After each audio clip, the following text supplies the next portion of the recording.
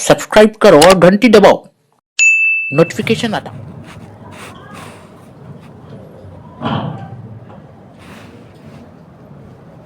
अस्सलामु अलैकुम वरहमतुल्लाहि तआला वबरकातुहू।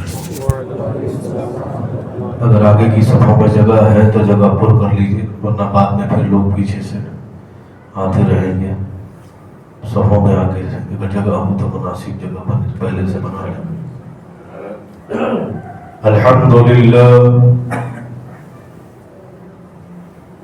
अल्हम्दुलिल्लाहि रब्बिल आलमीन,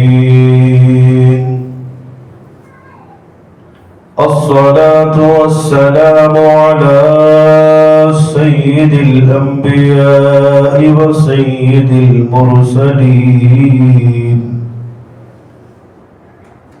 सलवातुल्लाहि तआला अलैहि व अलैहिम अजमईन। अऊज़ु बिल्लाहि मिनश शैतानिर रजीम। बिस्मिल्लाहिर रहमानिर रहीम। फफिर्रू इलल्लाह, सदक़ल्लाहुल अज़ीम, वसदक़ रसूलुहुन नबियुल अमीनुल मतीनुल करीम, वनहनु अला ज़ालिका लमिनश शाहिदीन वश्शाकिरीन वल मुतमइन्नीन वल्हम्दुलिल्लाहि रब्बिल आलमीन। आगाज़ गुफ्तगू से पहले अल्लाह रब्बुल इज़्ज़त की बारगाह में दुआ करते हैं, मौला करीम अपने हबीब रऊफ़ुर रहीम अलैहिस्सलातु वस्सलाम के वसीले तौफ़ीक़ मुझ फ़कीर को हक़ कहने की तौफ़ीक़ अता फरमा। हम तमाम को हक़ सुनकर उसको कबूल करके उस पे अमल पैरा होने की तौफ़ीक़ अता फरमा। आमीन बिजाहि सय्यिदिल मुरसलीन सल्लल्लाहु तआला अलैहि वसल्लम। आइए अक़ीदत एहतराम के साथ हमारे और आपके आक़ा सारी कायनात के मौला मेराज के दुल्हा सरकार मदीना राहत क़ल्ब सीना नूर मुजस्सम नगर आज़म सय्यद आलम सल्लल्लाहु तआला अलैहि वसल्लम की बारगाह बेकस पनाह में हदिया दुरूद व सलाम का नजराना पेश करें। पढ़ें अल्लाहुम्मा सल्लि अला सय्यिदिना व मौलाना मुहम्मदिन मअदनिल जूदि वल करम व आलिहि व सल्लम। सलातुम व सलामुन अलैका या रसूल अल्लाह सल्लल्लाहु तआला अलैहि वसल्लम। अल्हम्दुलिल्लाह, अल्लाह तबारक व तआला का शुक्र एहसान है कि रमज़ान मुबारक के महीने में ही पहला जुमा रहमतों के दहे में अल्लाह ने हमें इज़्ज़त व ईमान और सेहत के साथ नसीब फरमाया। अल्लाह का शुक्र अदा करते हैं। जैसे रमज़ान शुरू होता है और पहला दहा अल्लाह तबारक व तआला रहमतों का दहा अल्लाह ने इब्तिदाई में इसीलिए रखा है कि साल भर इंसान गुनाहों में, बेहयाइयों में, बेहुदियों में, बुरे अमाल में, बहुत सारे बुरे मामलात में मुलव्विस हो जाता है। तो रमज़ान का पहला दहा रहमतों का इसीलिए है कि पहले बंदा अल्लाह ताला अपनी रहमतों के नुज़ूल के ज़रिए से उसकी गुनाहों की कसाफत को, गंदगी को दूर फरमाता है, हत्ता कि इंसान दिल में गुनाहों से नफरत महसूस करता है, बेजारगी महसूस करता है। उसकी वजह ये होती है कि अल्लाह की रहमत के छींटे बंदों के दिलों पे पड़ते हैं। सुभान अल्लाह। उसकी रहमतें जब इंसान को घेर लेती हैं और दिलों में पाकीज़गी पैदा होती है, वही गैर रमज़ान में जो इंसान गुनाहों में मुलव्विस रहता है, अब गुनाहों से नफरत होने लगती है, गुनाहों से उकताहट होने लगती है, गुनाहों से बेजारगी का एहसास होने लगता है। और यही वक्त है कि तुम्हारे दिल की जमीन को अल्लाह तबारक व तआला ने अपनी रहमत की बारिश से पाक व साफ कर दिया है। फफिर्रू इलल्लाह, अब दौड़ो अल्लाह की तरफ, आओ अल्लाह की तरफ, अल्लाह की मोहब्बत की तरफ आओ। اللہ کی رضا کی طرف آؤ. یہ وقت ہے کہ پروردگار عالم نے اپنے کرم سے اپنے فضل سے تمہارے دلوں کی زمین کو پاک مصفا کر دیا ہے. گویا کہ ہمارے دلوں کا آئینہ گردآلود ہو گیا تھا گناہوں کی زنگ سے, گندگیوں سے, بے حیائیوں سے, بےہودگیوں سے. ان تمام گردآلود آئینے کو پروردگار عالم کی برستی ہوئی رحمت نے تمہارے اس دل کے آئینے کو پاک صاف کر دیا ہے. اب یہی وقت ہے اپنے رب کی طرف رجوع لے آؤ, اپنے رب کی محبت کی طرف دوڑو, اپنے رب کی طرف آؤ. تو وہ جو جلوہ الہی ہے, محبت الہی ہے, وہ حقیقت میں تمہارے دل کے آئینے میں چمکتا ہوا نظر آئے گا. اللہ اکبر. اللہ تعالیٰ بندوں سے چاہتا یہی ہے.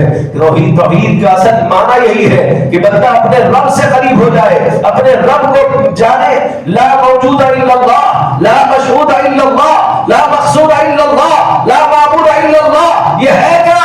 لا موجود الا اللہ, اللہ کے سوا کوئی شے موجود نہیں ہے. لا مقصود الا اللہ, اللہ کے سوا کوئی چیز مقصود نہیں ہے. لا معبود الا اللہ, اللہ کے سوا کوئی معبود نہیں ہے. یعنی کائنات میں بندے مومن کس طرف نگاہ اٹھاتا ہے جلوہ الہی دیکھتا ہے. یہ کائنات میں جو کچھ ظاہری طور پر موجود ہے حقیقت میں ذات باری تعالیٰ ہے. باقی سب مجازی ہے, باقی سب فنا ہونے والا ہے, باقی سب ختم ہونے والا ہے. جو باقی رہنے والی ذات ہے وہ اللہ کی ہے. تو جو اللہ سے محبت کر لے تو الہی وہ پروردگار عالم کی محبت اپنے دل میں بسا لے.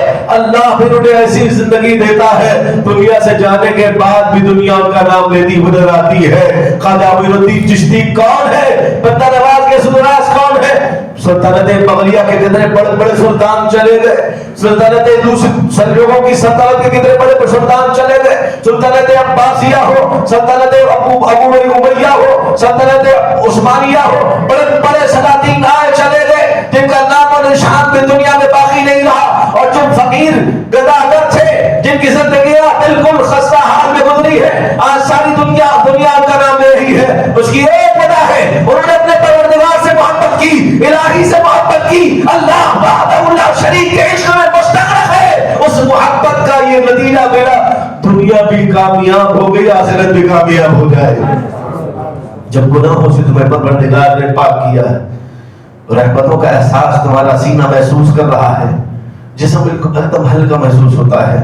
انسان گناہ کرتا ہے تو بوجھل ہو جاتا ہے, دماغ بھی بوجھل ہوتا ہے, چہرے پہ بھی اثرات محسوس ہوتے ہیں, آنکھیں بھی اندر دھس جاتی ہیں. اور انسان بازا اوقات ذہن میں یہ ہمیشہ لے کر کے اس کے ذہن میں ایک وزن بوجھ رہتا ہے کہ میں نے یہ گناہ کر دیا, میں نے یہ گناہ کر دیا, میں نے یہ گناہ کر دیا, مجھ سے یہ گناہ ہو گیا. جس کے اندر گناہ کا احساس باقی ہے, میرے آقا کریم صلی اللہ علیہ وسلم ارشاد فرماتے ہیں گویا کہ اس کا دل ابھی زندہ ہے. گناہ کرنے کے بعد احساس بھی ختم ہو جائے, شرم بھی نہ آئے, غیرت بھی نہ آئے, احساس بھی نہ ہو, تو آقا کریم صلی اللہ علیہ وسلم ارشاد فرماتے ہیں اس کا دل مردہ ہو چکا ہے. اسے چاہیے رب کی بارگاہ میں دعا کرے, مولا دوبارہ دل زندہ دل عطا فرما دے, میرے دل کو دوبارہ زندگی بخش دے. یہ حقیقت یہی ہے کہ انسان کو جس کے سب سے زیادہ محبت کرنی ہے وہ اللہ رب العالمین کی ذات ہے. ہم اللہ کی محبت کو چھوڑ کر دنیا کی ساری محبتوں میں گھرے ہوئے ہیں, ساری محبتوں میں گھرے ہوئے ہیں. حضرت سیدنا عیسیٰ علیہ السلام کا ایک جگہ سے گزر ہوا تو ایک نوجوان نے دیکھ لیا اللہ کے نبی ہیں, اور اللہ کے نبی کی کوئی دعا رد نہیں ہوتی. اس نے عرض کی حضور میں جان گیا ہوں اب اللہ کے نبی عیسیٰ ہیں, بس ایک تمنا ہے اپنے رب کی بارگاہ میں دعا کر دیجیے ایک ذرہ محبت الہی کا مل جائے, ایک ذرہ محبت الہی کا مل جائے. حضرت عیسیٰ نبی علیہ السلام نے کہا بندے ایک ذرہ اللہ کی محبت بہت زیادہ ہوتی ہے تو برداشت نہیں کر پائے گا. عرض کی حضور آدھا ذرہ, کیا میں آدھا ذرہ کا بھی حامل نہیں ہوں؟ کہا اللہ جانے, ہاتھ اٹھایا دعا کی, اے اللہ یہ تیرا بندہ تیری آدھا ذرہ محبت کا طلبگار ہے, میں نہیں جانتا تو یہ کتنے کا حامل ہے, اللہ اس کو تو اپنی محبت کا ذرہ عطا فرما. محبت الہی کی دعا کی, چلے گئے. کئی برس کے بعد واپس جانا ہوا اسی راستے سے, تو لوگوں سے پوچھنے لگے ایک نوجوان یہاں رہتا تھا, بڑا خوبرو حسین و جمیل نوجوان, میں اس سے ملنا چاہتا ہوں, یہی کھیتی باڑی یہی کام کرتا تھا. کہا اچھا اس کی بات کر رہے, ارے وہ تو کئی سالوں سے وہاں پہاڑ پر کھڑا ہے, اور اوپر آسمان کی طرف دیکھتا رہتا ہے. اس کو کوئی خبر نہیں ہے، نہ بارش کی خبر ہے، نہ دھوپ کی خبر ہے، نہ سردی کی خبر ہے، بس کھڑا ہوا ہے. سالوں سے ہم نے یہی دیکھا کہ پہاڑ پہ کھڑا ہے، آسمان کی طرف دیکھ رہا ہے. حضرت عیسیٰ علیہ السلام ڈھونڈتے ڈھونڈتے ڈھونڈتے پہنچے. نیچے کھڑے ہو کر پہاڑ پہ وہ نوجوان کھڑا ہے، آواز دینے لگے، نوجوان کیا تو نہیں دیکھتا وہی نبی آیا جس نے تیرے لیے دعا کی تھی؟ میں عیسیٰ ہوں، میری طرف دیکھ، میری طرف پلٹ، مجھ سے بات کر. تجھے جلوہ الہی کا کیا نظر ملا، کیا فائدہ ہوا، مجھے بتا تو صحیح کہ تجھے دیدار الہی نصیب ہوا، تجھے کیا کیفیت ہے، بتا تو صحیح. وہ نوجوان بالکل پیچھے پلٹ کر نہیں دیکھتا، بس آسمان کی طرف دیکھا جا رہا ہے. اللہ کی طرف سے الہام ہوتا ہے، عیسیٰ جو میری محبت کا ادنا ذرہ، ذرے سے بھی آدھا پا جاتا ہے نا، وہ دنیا سے بے خبر ہو جاتا ہے، وہ جلوہ الہی میں گم ہو جاتا ہے، وہ دنیا سے بے خبر ہو جاتا ہے.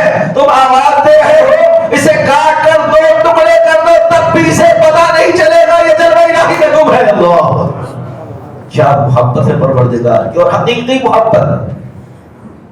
ماں سے محبت شریعت کی وجہ سے، باپ کی محبت شریعت کے حکم کی وجہ سے، اولاد کی محبت شریعت کے حکم کی وجہ سے، بیوی کی محبت شریعت کے حکم کی وجہ سے.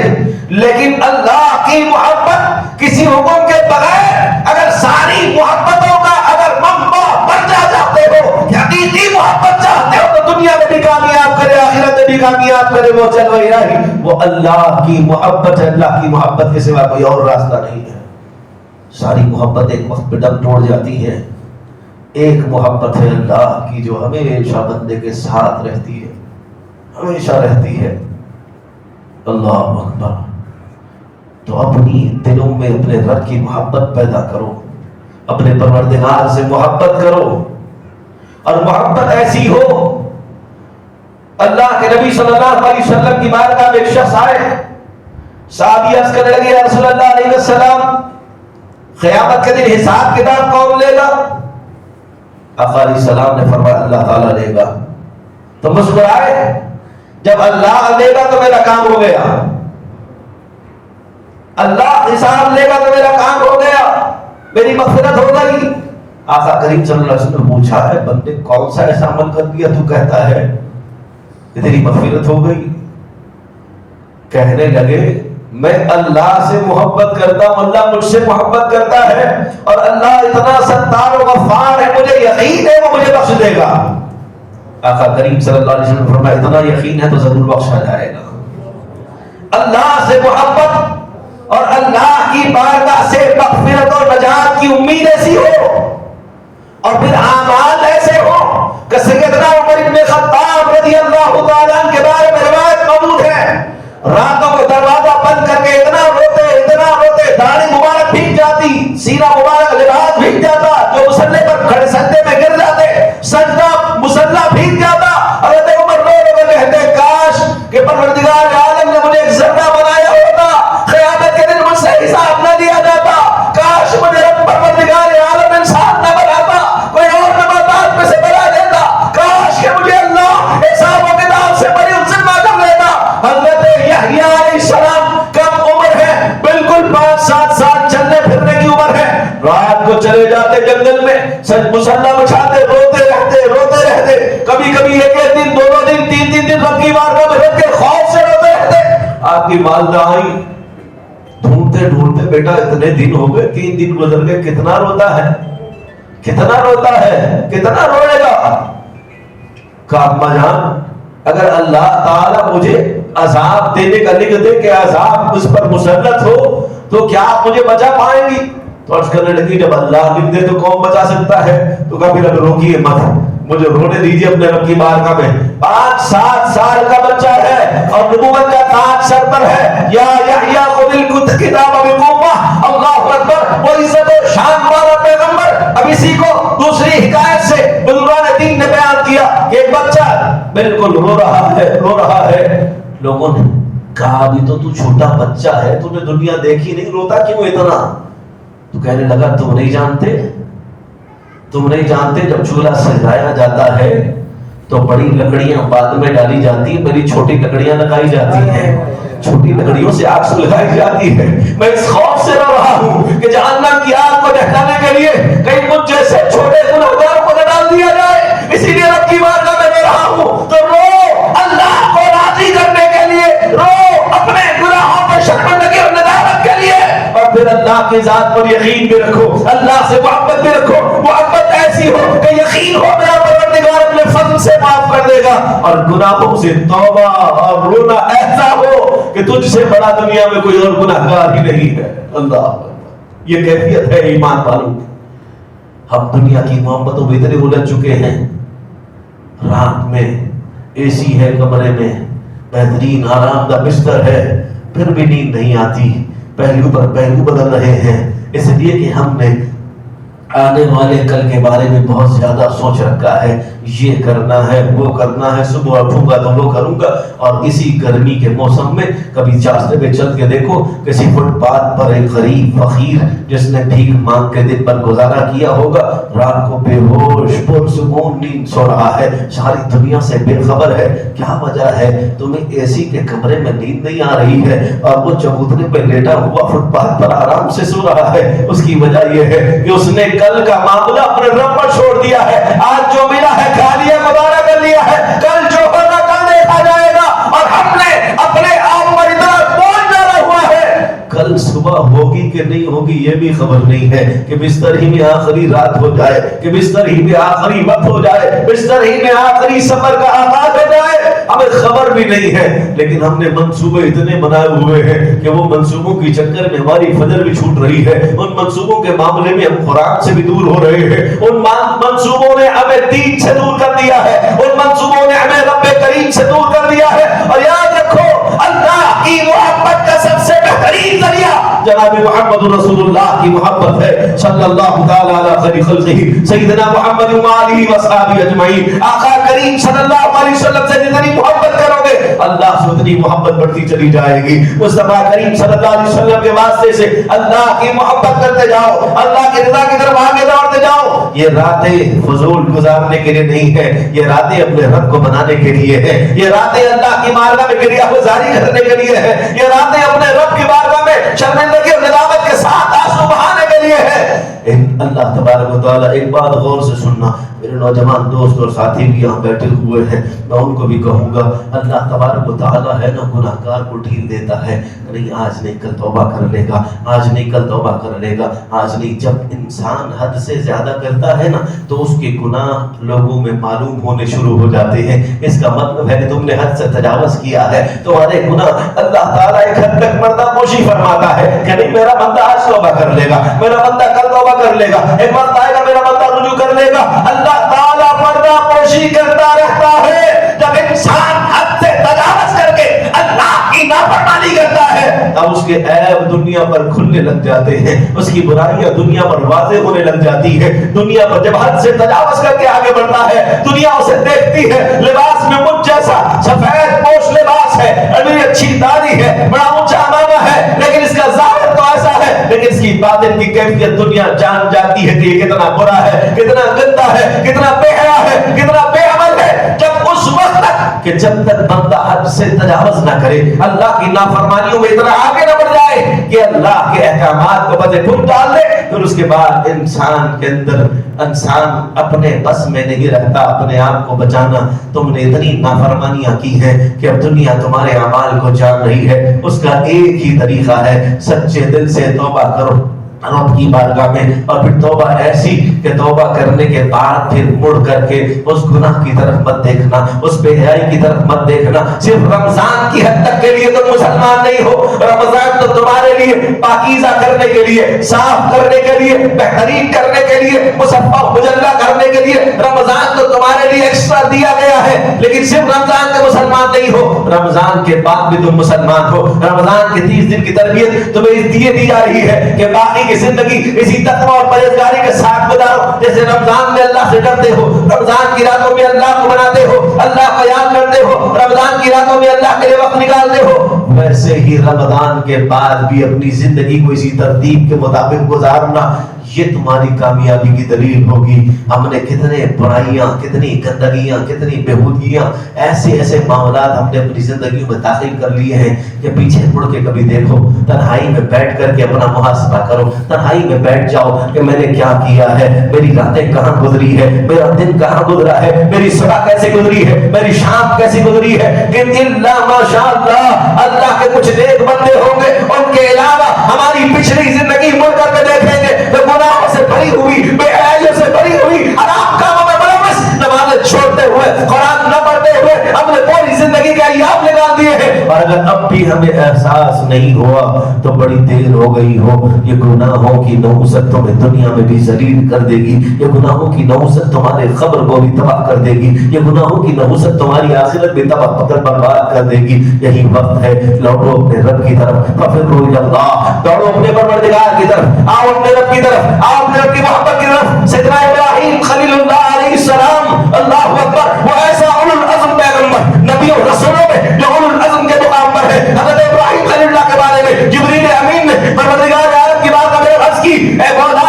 ابراہیم کی بڑی شان ہے، ابراہیم کی بڑی عظمت ہے، ابراہیم کو بڑا تو بڑی محبت کرتا ہے، تمہیں خلت کا تاج پہنایا ہے. ابراہیم کیا تجھ سے اتنی محبت کرتے ہیں؟ رب کریم نے کہا تو میرے بندے کو آزمانا چاہتا ہے، جبریل تو میرے بندے کو آزمانا چاہتا ہے، ابراہیم کی محبت کا امتحان دینا چاہتا ہے. عرض کرنے لگے مولا ہاں میں تیرے ابراہیم کی محبت کا اندازہ لگانا چاہتا ہوں، تیرے ابراہیم کی محبت کا امتحان دینا چاہتا ہوں. رب کریم نے کہا جائے اجازت ہے. جبریل امین فقیر کے لباس میں، بس بشری لباس میں، فقیر کی حالت میں حضرت ابراہیم علیہ السلام کے دروازے پر آئے، دروازے پر کھڑے ہو کر کے رب کریم کی تسبیح بیان کی. سبحان ذی الملک والملکوت، سبحان ذی العزت والعظمت والہیبت والقدرت والکبریاء، ذو الجلال والجمال والکمال والجبروت، سبحان الملک المعبود،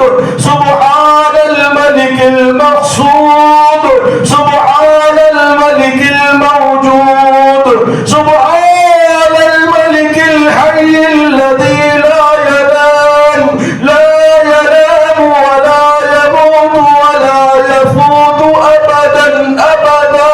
اللہ اکبر، اللہ کی تسبیح بیان کی. حضرت ابراہیم علیہ السلام دوڑتے ہوئے گھر سے باہر آئے، کہا اے اللہ کے بندے تو نے بھی کیا پڑھا ہے؟ عرض کرنے لگے میں اللہ کی تسبیح بیان کر رہا تھا، میں اپنے پروردگار کی تسبیح بیان کر رہا تھا. حضرت ابراہیم نبی طرف اٹھا، عرض کرنے لگے اے اللہ کے بندے ایک مرتبہ اور وہ اللہ کی تسبیح سنا دے. اللہ کی محبت ابراہیم خلیل اللہ کے دل میں ایسی تھی کہ الفاظ سنتے ہوئے آنکھوں سے آنسو جا رہے ہیں، دل تڑپنے لگا، کانپنے لگا. عرض کرنے لگے ایک مرتبہ اور سنا دے. اس نے عرض کی ابراہیم ابھی جو میں نے پڑھی تھی میں نے اپنے لیے پڑھی تھی، اب تم کہتے ہو اللہ کی تسبیح بیان کرو تو بتاؤ مجھے کیا ملے گا، مجھے کیا دو گے؟ حضرت ابراہیم کے پاس بہت زیادہ بکریوں کا ریوڑ تھا، بہت بڑا بکریوں کا ریوڑ تھا. کہنے لگے سنو جتنے دیکھو اللہ کے بندے اتنی زیادہ بکریاں ہیں، اس میں سے آدھی بکریاں میں تمہیں دیتا ہوں، آدھی بکریاں رکھ لو، اللہ کی تسبیح سناؤ. حضرت جبریل امین نے پھر تسبیح پڑھی، پھر فرمایا، پھر رونے لگے، پھر دل تڑپ اٹھا، پھر کہنے لگے اے اللہ کے بندے ایک مرتبہ اور میرے کی تسبیح سنا دے، ایک مرتبہ اور میرے کی تسبیح سنا دے. عرض کرنے لگے دو گے کیا؟ عرض کیا آدھی بکریاں بچی ہے، آدھی بکریاں بھی لے جا، لیکن رب کی تسبیح سنا دے، رب کی تسبیح سنا دے. دل طرف اٹھا، آنکھیں رو رہی ہے، پروردگار عالم کی محبت میں مستغرق ہے. عرض کرنے لگے ایک مرتبہ اور سنا دے. وجدانی کیفیت تاری ہے ابراہیم خلیل اللہ پر کا ساری بکریاں دیا، تسبیح سنا دے. تسبیح سنائی ایک اور مرتبہ، اور دل طرف اٹھا، محبت الہی کی آگ اور جل اٹھی، اور طرف اٹھی. کہنے لگے اے اللہ کے بندے ایک مرتبہ اور سنا دے. کہنے لگے ابراہیم جتنی بکریاں سب کی دے دی، اب کیا دو گے؟ عرض کرنے لگے ایک مرتبہ تسبیح سنا دے. تیری بکریاں چرانے کے لیے تجھے نوکر چاہیے، زندگی میں تیری نوکری کروں گا، تیری بکریاں چراؤں گا. اللہ کی تسبیح بیان کر، اللہ کی تسبیح بیان کر. اللہ اکبر. جبریل امین لباس بشریت میں ایک مرتبہ اور تسبیح سناتے ہیں. سنا کر کے عرض کرتے ہیں ابراہیم واقعی تیری محبت کی دلیل کوئی اور نہیں دے سکتا، تیری محبت کی مثال کوئی اور نہیں ہو سکتی، تیری محبت کی مثال نہیں بن سکتی. اللہ کی محبت تیرے سینے میں ایسی ہے. جبریل امین اپنی بارگاہ میں حاضر ہوتے ہیں، عرض کرتے ہیں مولا واقعتاً تیرے بندے کے دل میں تیری محبت سچی ہے، یعنی ساری چیزوں سے بڑھ کر، دنیا کی دولت سے بڑھ کر اللہ کی محبت، اولاد سے بڑھ کر اللہ کی محبت، ماں باپ سے بڑھ کر اللہ کی محبت، مال و متاع سے بڑھ کر اللہ کی محبت، سب سے زیادہ اگر ایمان کسی چیز کی علامت ہے، اگر ایمان والا کسی چیز کا حقدار ہے تو وہ اللہ کی محبت کا ہے۔ اللہ سے محبت کرو۔ جب بندہ اللہ سے محبت کرتا ہے، اللہ سے محبت کرتا ہے، میں قل ان کنتم تحبون اللہ پر بہت بولتا ہوں اور بہت زیادہ تقریریں بیچی اسی عنوان پر ہوتی ہے، وہ قل ان کنتم تحبون اللہ فاتبعونی ہے، لیکن یہ ایسا معاملہ ہے، اللہ اکبر، اللہ کی محبت جب بندے کے دل میں گھر کر جاتی ہے، رات کا اندھیرا ہو، جنگل کا اندھیرا ہو، تنہائی ہو، تب بھی انسان گناہ کی طرف قدم نہیں بڑھاتا کہ کوئی دیکھے نہ دیکھے، میرا پروردگار دیکھ رہا ہے۔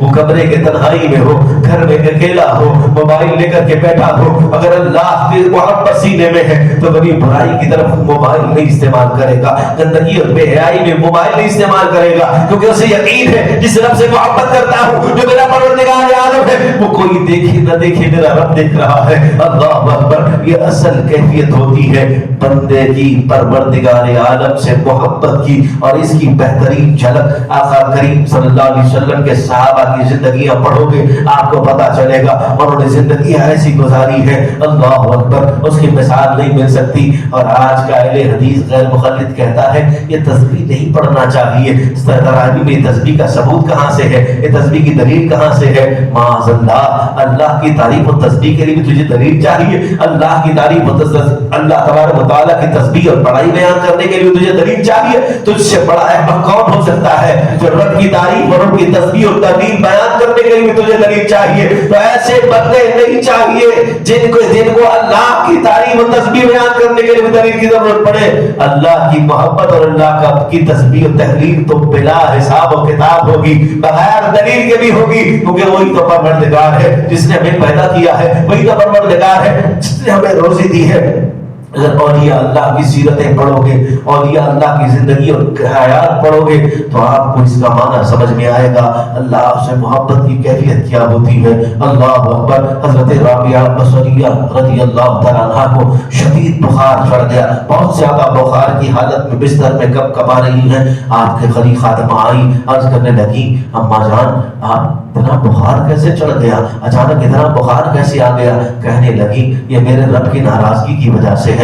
عرض کیا ناراضگی؟ میں نے تو حدیث میں پڑھا ہے کہ بخار آتا ہے انسان کے گناہ چھڑ جاتے ہیں، بخار آتا ہے انسان اس پر صبر کرے تو اجر پاتا ہے، بخار آتا ہے تو انسان کے درجات بلند ہوتے ہیں، بخار کو برا کہنے سے میرے آقا کریم صلی اللہ علیہ وسلم نے منع کیا ہے۔ تو حضرت رابعہ بصریہ عرض کرتی ہیں اے میری خادمہ یہ وہ بخار نہیں ہے، یہ بخار اللہ کی ناراضگی کا ہی ہے۔ عرض کرنے لگی کیسے؟ کہنے لگی میں قرآن پڑھ رہی تھی، قرآن پڑھتے پڑھتے جنت کا تذکرہ آیا، بڑا اچھا تذکرہ تھا کہ قرآن میں جنت کی جو فضائل بیان کیے ہیں، قرآن جنت ایسا ہے، جنت میں ایسی بہاریں ہیں، میرا دل جنت کی طرف مائل ہو گیا، جنت کی طرف مائل ہو گیا اور جنت کی نعمتوں کو سوچنے لگا کاش جنت مل جائے۔ بس میرا اتنا خیال تھا، اللہ کی طرف سے ندا آئی اے رابعہ مجھ سے محبت کا دعویٰ کرتی ہے اور جنت کی طرف لالچ کر رہی ہے، مجھ سے محبت کرنے والی جنت کو کیا دیکھتی ہے؟ حضرت رابعہ بصری کہتی ہے خدا کی قسم اس کے بعد سے میرے جسم پر بخار طاری ہوا اور میری کیفیت بدل گئی،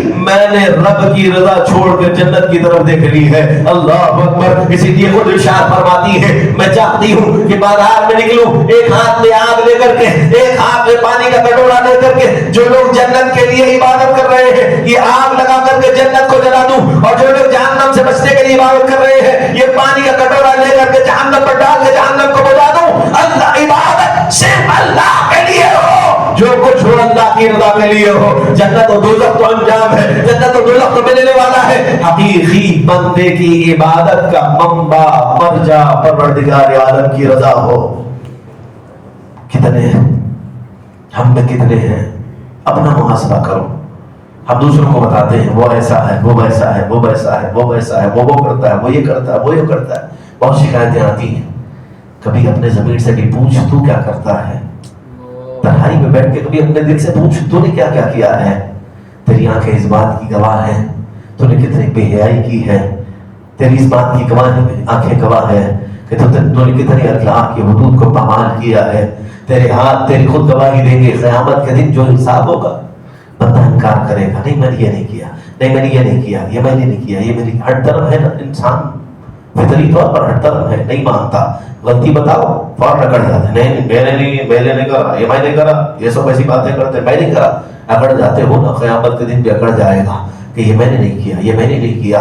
اللہ تعالیٰ اشارہ کرے گا, دیکھ تو نے نہیں کیا, دکھایا جائے گا. رات کی تنہائی میں تاریکی میں تو یہ گناہ کیا تھا, دیکھ لے. دیکھ کے بھی انکار کرے گا, ایسا نہیں تھا, ویسا نہیں تھا, وہ نہیں تھا, یہ نہیں کیا. بہانے بنائے گا. آنکھیں گواہی دے گی مولا ہے اس کی آنکھ گواہی دے گی مولا اس نے مجھ سے یہ برا کام کروایا تھا. ہاتھ گواہی دیں گے, جسم کی چمڑی گواہی دے گی, سر کے بال پلک کے بال گواہی دیں گے. اس وقت کہاں بھاگو گے, کوئی راستہ نہیں ہوگا. ابھی وقت ہے, سچے دل سے توبہ کر کے اپنے رب کی طرف رجوع کر لو. یہی وقت ہے, یہی ایام ہے, یہ رمضان کا مہینہ ہمارے لیے کپڑے سلانے کا نہیں. سیدنا عمر بن خطاب رضی اللہ تعالیٰ عنہ سے اور سرکار مولا علی رضی اللہ تعالیٰ عنہ کے اقوال میں بھی ہے, کسی نے پوچھا حضور عید کا دن ہے آپ نئے کپڑے نہیں پہنیں گے؟ عرض کرنے لگے نئے کپڑے وہ پہنے, خوشی وہ منائے جنہیں پتہ چل گیا کہ میری عبادت قبول ہو گئی. میں تو اس فکر میں ہوں کہ میری عبادت قبول ہوئی کہ نہیں ہوئی, میں بخشا گیا کہ نہیں بخشا گیا, میں کہیں جہنم میں تو نہ ڈالا جاؤں گا. میں اس فکر میں رو رہا ہوں. اللہ اکبر. اور ہم دوڑ رہے ہیں. ہاں اچھی بات ہے, اپنے بیوی بچوں کے لیے کپڑوں کا انتظام کرو, خوشیوں کا اہتمام کرو, اس سے منع نہیں ہے. اچھے سے اچھے کھانے کا انتظام کرو, اس سے منع نہیں ہے. لیکن کچھ وقت اپنے رب کے لیے بھی تو نکالو, کچھ وقت اپنے پروردگار کے لیے بھی تو نکالو. بھاگ میں لگے ہوئے, وہاں سے وہاں لانا ہے, وہ لانا ہے, یہ لانا ہے, یہاں جانا ہے. ارے کچھ پہر سحری کے وقت اٹھتے ہو, 1 گھنٹہ پہلے اٹھ جاؤ, اپنا وضو کر کے کچھ دیر مصلی پہ بیٹھو. 2 رکعت تہجد کی نماز, 2 رکعت نماز پڑھنا اتنا بھاری ہے؟ مجھے بتائیے 2 رکعت نماز پڑھنا اتنا بھاری ہے؟ نہیں. ایک مسئلہ یہ ہے کہ اگر قضا باقی ہو تو نوافل قبول نہیں ہوتی, لیکن تہجد کی نماز ایسی عبادت ہے, اپنے رب کو راضی کرنے کے لیے مصلی پر بیٹھ جاؤ. انشاءاللہ اس تہجد کی برکت سے اللہ تعالیٰ تمہارے دل میں اعمال کی ایسی محبت ڈالے گا کہ بعد میں تمہاری کوئی نماز نہیں چھوٹے گی انشاءاللہ, اور قضا بھی ادا کر لو گے. وہ راز کی عبادت ہے. ہم نے بھی تہجد کو بھی ایسا اعلان کر دیا, فلاں اتنے پارے, اتنے مصلی, اتنے فلاں تہجد. تہجد اعلان کا نام نہیں ہے, تہجد ہے چھپا کر بندے اور رب کے درمیان راز والی عبادت ہے.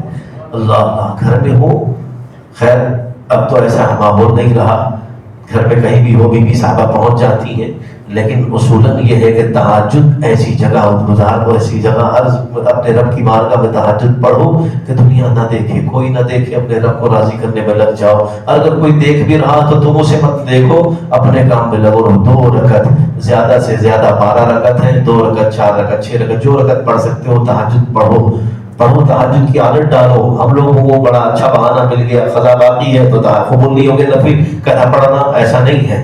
قضا باقی ہے تو قضا کرو, دن میں یاد کر کے قضا کو ادا کرو. جیسے 5 نمازیں پڑھتے ہو, فجر کی نماز پڑھنے آئے, 2 رکعت سنت پڑھی, ساتھ میں وقت ہے, 2 رکعت میری قضا نماز جو سب سے پہلے چھوٹی ہے اس کو ادا کرتا ہوں, 2 رکعت کی نیت کرو, قضا ادا کر لو. ظہر پڑھنے آئے, 4 سنت پڑھی, پھر 4 قضا, میری سب سے پہلی جو ظہر چھوٹی ہے میں اس کو ادا کرتا ہوں, ادا کر لو. اثر آئے, اثر میں سنت پڑھتے ہو, ساتھ میں قضا پڑھ لو. مغرب میں آئے, مغرب پڑھی, اس کے بعد قضا پڑھ لو. عشاء آئی, روزانہ قضا کی عادت بناؤ اور تہجد کی عادت بناؤ. قضا بھی ادا ہوتی رہے گی, تہجد سے اللہ کی محبت بھی ملتی رہے گی. اور پھر اللہ کے پیارے حبیب صلی اللہ علیہ وسلم ارشاد فرماتے, تہجد گزار بندے کا اللہ تعالیٰ دل بھی روشن کر دیتا ہے, چہرہ بھی منور کر دیتا ہے. ہم پاؤڈر, کریم, میک اپ لگانے میں مصروف ہیں. کتنے ایسے ہمارے ساتھی جن کو دیکھ کے مجھے بڑے عجیب لگتا ہے, امامہ پہنے ہوئے, جھپا سکری, بڑا میک اپ کیا ہوا ہے. یہ تو بہ جانے والا ہے, ایک منہ پہ پانی مارو گے چلا جائے گا. تہجد گزاری کرو, دل بھی روشن ہو جائے گا, چہرہ بھی منور ہو جائے گا. اور کسی کو دکھانے کے لیے نہیں, ارے رات میں تہجد میں اٹھاتا رہے بھائی اس لیے دیر ہو گئی صبح میں, نہیں. تم نے اپنے اعمال ضائع کر دیے اپنے ہاتھ سے. تہجد پڑھی, لوگوں کے سامنے اپنا خود بتا دیا, ختم ہو جائے گا. بہرحال وقت بہت تیزی کے ساتھ گزرتا ہے جمعہ کا دن, اور بس گزارش یہی ہے, جو دن گزر گئے رمضان کے وہ بھی ہم نے لاپرواہی سستی کا حیدی میں گزار دیے ہیں. انتظار کرتے ہیں آخری عشرے میں تاخرات ہیں, پھر تاخراتوں میں نئے کام نکل جاتے ہیں, اس کا انتظار مت کرو. ہر رات اللہ کی رحمتوں کی رات ہے، رمضان کا مہینہ ہے، ہر رات اللہ کی بارگاہ میں قبولیت کی رات ہے۔ رات کا آخری حصہ، ہمارے یہاں سب سے بڑی بیماری مسلمانوں میں یہی تو پریشانی ہے کہ رات بھر جاگتے ہیں، 2 بجے 3 بجے گھر میں آ کر لیٹتے ہیں، مشکل سے سحری میں اٹھا نہیں اٹھا، سحری کر لی، کمر سیدھی کی تو وہ سیدھے اثر میں اٹھتا ہے۔ اس سے بڑی بے غیرت والی کوئی زندگی ہو سکتی ہے؟ سوچو، کوئی اور تمہاری ماں، تمہارے باپ، تمہارے بھائی جگہ کر کے بولے اٹھ ظہر پڑھ، تجھے اللہ کی محبت کا احساس نہیں کہ اللہ نے مجھ پہ فرض کیا ظہر کے لیے اٹھ جاؤں وقت سے پہلے؟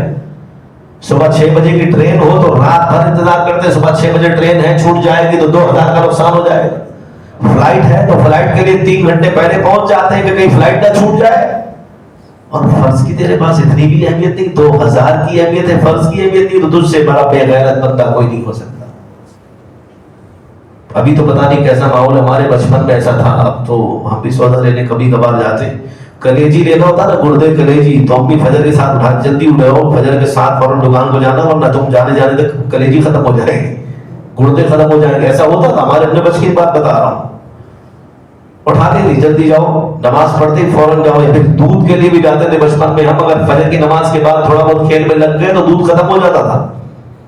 اب تو اللہ ماشاء اللہ 24 گھنٹے یہ سب ملنے لگا ہے۔ نہیں، میں بتانا یہ چاہتا ہوں، چھوٹی چھوٹی چیزوں کے لیے احتیاط کرتے ہو، وقت پر اٹھ جاتے ہو، وقت پر کام کرتے ہو، گھر میں دعوت ہو نا تو صبح 4 بجے رات سے اٹھ جاتے، کوئی بکرے منڈی گیا ہوا ہے، کوئی ترکاری لانے گیا ہوا ہے، کوئی گوشت لانے، کوئی سودا لانے۔ نماز کی اتنی بھی اہمیت نہیں ہے ہمارے پاس، ہم نے بہت لاپرواہی اور کوتاہی کی ہے۔ یہ وقت ہے، واپس پلٹو اپنے رب کی بارگاہ میں، نمازوں سے لاپرواہی مت کرو۔ محبت الہی کا اصل منبع مرجع یہ ہے کہ اللہ کے بتائے ہوئے راستے پر، اللہ کی شریعت پر استقامت کے ساتھ بندہ کھڑا رہے، یہی کامیابی کی منزل ہے۔ اللہ تبارک و تعالیٰ کی بارگاہ میں دعا کرتے ہیں، مولا کریم اپنے حبیب روح الرحیم علیہ الصلوۃ والتسلیم کے وسیلہ دعائے مجھ فقیر کو حق بولنے، حق سمجھنے، سمجھانے اور اس پر عمل کرنے کی توفیق عطا فرما، اور مجھ کو لوگوں میں جو دعوت پیش کرتا ہوں مولا اس میں تاثیر عطا فرما، زبان میں اثر عطا فرما، اے اللہ الفاظ کو دلوں میں جگہ عطا فرما، اے اللہ مجھ فقیر کو بھی کہنے سننے سنانے سے زیادہ عمل کی توفیق عطا فرما۔ ہمارے دوست احباب بھائی بزرگ ساتھی دور دور سے یہاں محبت میں جمع ہوتے ہیں، پروردگار ان سب کے دلوں کو گناہوں سے پاک فرما دے، ہماری آنکھوں کو شرم و حیا عطا فرما، ہمارے قلب و ذہن و فکر کو پاکیزگی نصیب فرما۔ اے اللہ یہ رمضان تیرے پاکیزہ اور تیری بارگاہ میں مقبول اور توبہ کی قبول یافتہ بندوں میں شامل و قبول فرما، مغفرت و نجات والے بندوں میں شامل فرما، شرم و حیا غیرت والے بندوں میں شمار فرما، ایمان والوں میں جو جسے تو پسند کرتا ہے اس جماعت میں شامل فرما۔ رمضان کے بعد بھی گناہوں بے حیائیوں بے غیرتیوں سے بچتے رہنے، دور رہنے کی توفیق عطا فرما۔ رمضان کے ہوتے ہوئے کچھ لوگ میچ دیکھنے میں لگے ہوئے ہیں، کچھ لوگ میچ کھیلنے میں لگے ہوئے ہیں، کچھ دوسرے خرافاتی کاموں میں، اے اللہ ہماری نوجوان نسل کو ہدایت عطا فرما، تیرے بندے تیرے حبیب کے امتی ہیں مولا ان کو ہدایت عطا فرما، بری عادت سے، بری صحبت سے، برے راستے سے محفوظ فرما، برے اعمال سے محفوظ فرما، ہم سب کو زیادہ سے زیادہ عمل خیر کرنے کی توفیق عطا فرما، تیری محبت تیرے حبیب صلی اللہ علیہ وسلم کی سچی محبت عطا فرما۔ رب کریم ہمارے قلب کو تیرے جلووں کا اے اللہ تعالیٰ خزینہ بنا دے، ہمارے قلب کو مولا پاکیزگی نصیب فرما، اے اللہ تیری محبت تیرے حبیب کی محبت کی طرف وارد ہوئی راستہ عطا فرما۔ صلی اللہ تعالیٰ علی خیر خلقہ سیدنا محمد وآلہ وصحبہ اجمعین برحمتک یا ارحم الراحمین والحمد للہ رب العالمین بحق لا الہ الا اللہ محمد رسول اللہ صلی اللہ علیہ وسلم۔